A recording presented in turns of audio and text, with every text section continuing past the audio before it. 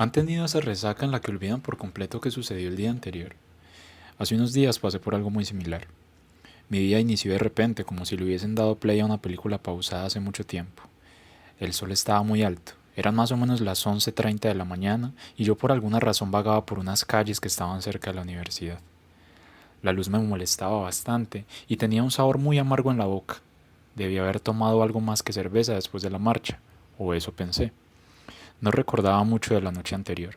Estaba con los cuatro de siempre y cantábamos arengas mientras la mona rotaba la botella de malta. Es que no hay nada que dé más energía que el hermano blando de la cerveza.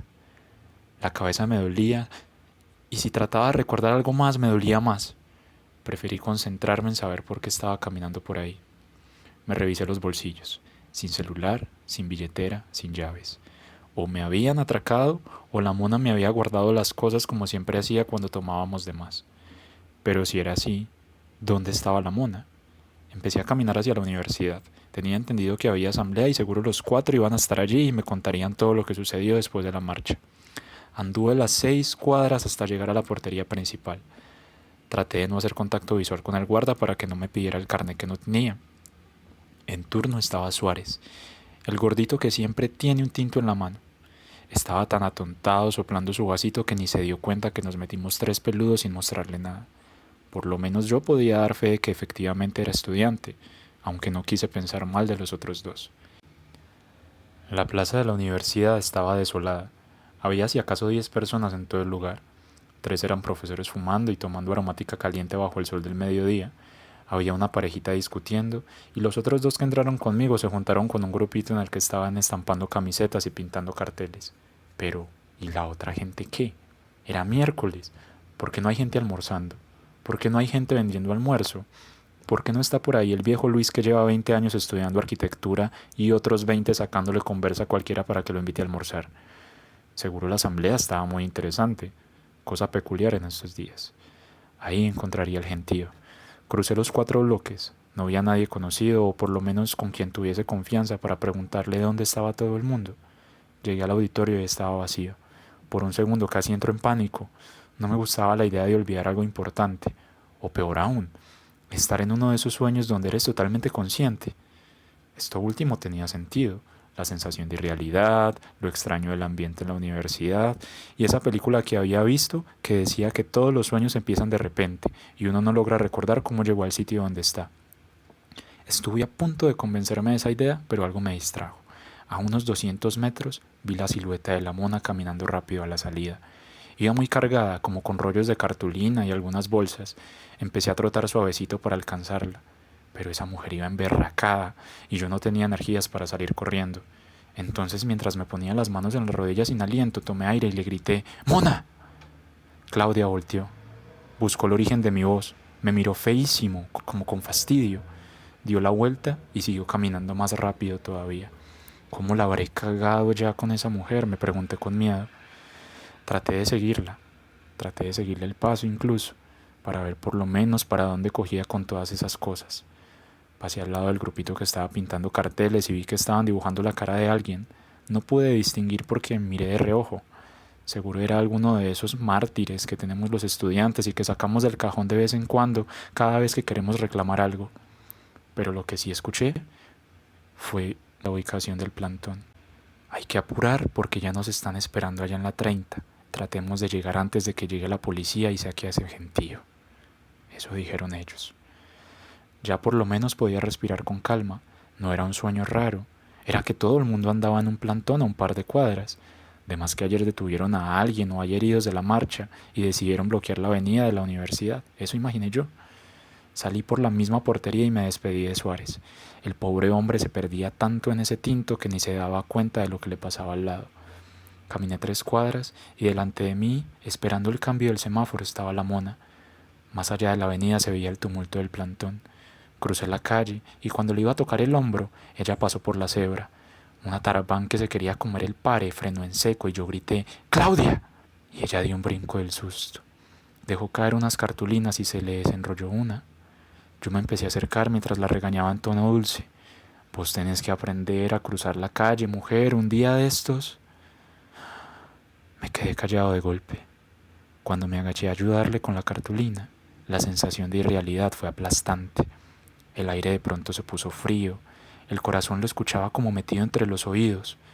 Mi cara, o por lo menos la silueta de ella con pintura roja estaba dibujada en ese cartón con la leyenda "El Estado lo mató". «Muchacha, está bien», gritó el del carro mientras se bajaba a revisar que Claudia no estuviera lastimada. «Muchacha, muchacha, está bien», preguntaba una paramédica a Claudia mientras tenía un ataque de ansiedad hace 3 días. «Tranquilo, tranquilo. Ayúdame a recoger las cosas, por favor», respondió ella al hombre del carro. «Tranquila, ayúdalo a él, por favor, yo estoy bien», le rogaba a ella a una mujer con casco hace 3 días. El hombre se agachó, cogió la cartulina y se la entregó a la mona disculpándose. Yo miraba la escena como en cámara lenta, como en mute, como si la película estuviera en slow motion. Seguía a Claudia por inercia. Mis piernas se movían prácticamente solas. Yo no lograba articular palabra. A mi alrededor estaba mi nombre, en aerosol por todas partes. Había grafitis hechos de afán, con la silueta de mi rostro en cada poste. El silencio de mi mente se iba disolviendo y las voces de la gente empezaban a escucharse como si se acercaran desde lejos a pesar de tenerlas a 5 pasos. Decían mi nombre. Lo demás era inteligible o simplemente no le prestaba atención. Solo saltaba mi nombre de vez en cuando entre los labios de desconocidos. Claudia la mona se hizo paso entre la gente. Estaban rodeando un charco de sangre seca. El olor me penetró de pecho a espalda. El olor de la pólvora, el olor a malta mezclada con sangre, ese olor a hierro dulce. Pude recordar el sonido de la botella vaciándose en la calle. Pude sentir en el pecho nuevamente los estrujones del hombre que intentaba reanimarme. Recuerdo el llanto de mi mona, sus gritos. Recuerdo ver desde el suelo a Gabriel el gordo tratando de taparle la cara para que no viera la escena. Recuerdo las luces, el humo. Recuerdo el destello que vi antes de caer al suelo. Casi puedo recordar el sonido de cada perdigón que no me alcanzó cayendo al pavimento. Estaba muerto. 3 días antes de ese momento, en esa misma esquina de la 30, alguien me había matado y esta gente estaba ahí para protestar por ese hecho. Me acuclillé en el suelo. Me sujeté las piernas rodeándolas con los brazos como cuando era niño y presencié todo el suceso. Las 6 horas desde que empezaron los cantos hasta que los chorros de agua empezaron a dispersar la gente y convirtieron mis 1000 rostros en engrudo sobre el suelo. Vi por 6 horas cómo desconocidos decían conocerme. Vi cómo contaban anécdotas que nunca sucedieron. Escuché a Luis diciendo que siempre tomaba tinto conmigo en la plaza y que a veces almorzábamos juntos. Los oí escribirme de formas que yo nunca hubiese aceptado y vi a la mona callar. Vi a los que realmente me conocían quedarse en silencio sin corregir a nadie, y los entendí. Nadie, a excepción de los 4 de siempre, estaban ahí por mí. Ese tumulto estaba por el simbolismo de un estudiante caído en una marcha, por esa necesidad de morir para ser alguien. Estaba ahí para poner otra cruz en el piso, otro nombre en la lista. Yo nunca fui de muchos amigos. Aún así, habían 500 personas que decían amarme y admirarme, sin saber quién fui, sin saber qué hice, sin saber por qué esos 4 de siempre sí me amaban de verdad. Así me enteré de mi propio fallecimiento. Las primeras horas son abrumadoras. Siempre estás esperando despertar, pero no sucede. Te vuelves un eco sordo, una brisa seca, una sombra traslúcida. Todo existe, menos tú. Hace unos días visité a mi mamá. Es raro verla fingiendo serenidad. Trata de hacerlo todo con normalidad, pero sus movimientos se ven bruscos, torpes, como si se esforzara demasiado por no desvanecerse. Una mañana estaba sirviendo el desayuno.